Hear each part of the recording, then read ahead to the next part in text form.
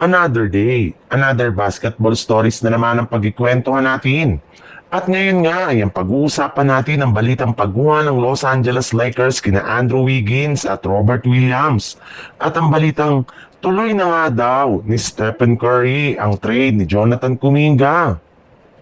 Ibinulgar na nga ni Jovan Buha ng The Athletic na bagamat man pwede nang bigyan ng bagong kontrata ng Los Angeles Lakers si Rui Hachimura ngayong off-season, ay wala pa rin naman nga silang balak na gawin ito. Kaya dahil dyan ay naging questionable na nga ang future ni Hachimura sa Lakers, lalo pat sa kanilang kalagayan nga ay pwede na siyang i-offer bilang isang trade asset para makakuha sila ng bagong manlalaro as soon as ngayong off-season. At isa nga sa mga nabanggit na player na pwede nilang makuha gamit si Rui Hachimura ay walang iba kundi si Andrew Wiggins na hanggang ngayon ay nananatili pa rin namang available sa trade market.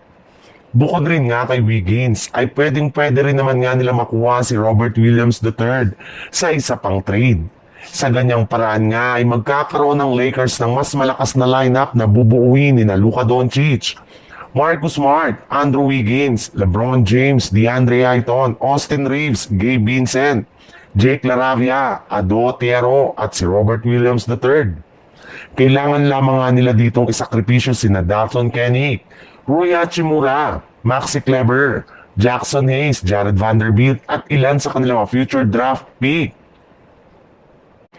Sa ibang balita naman, marami na nga na nagsilabasang rumor sa social media na kesyo makukuha na nga daw ng Golden State Warriors sina Al Horford, DeAnthony Milton at mapapapirma na nila ng bagong kontrata si Gary Payton II.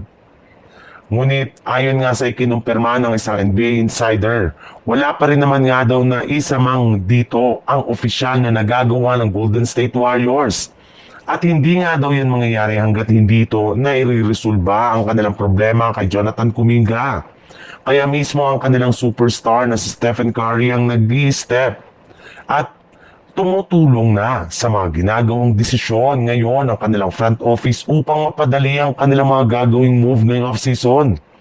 Kinukonsidera ng gawin ni Stephen Curry ay ang pagpalit na sa Golden State Warriors na ituloy lamang ang trade ni Jonathan Kuminga as soon as possible. Ayaw na rin naman nga nilang mapalawig pa ang drama ngayon sa kanilang batang player. Kaya habang hindi pa ito nakakapekto sa kanilang team ay mas mabuti nga daw na i-trade na nila ito sa mga susunod na araw.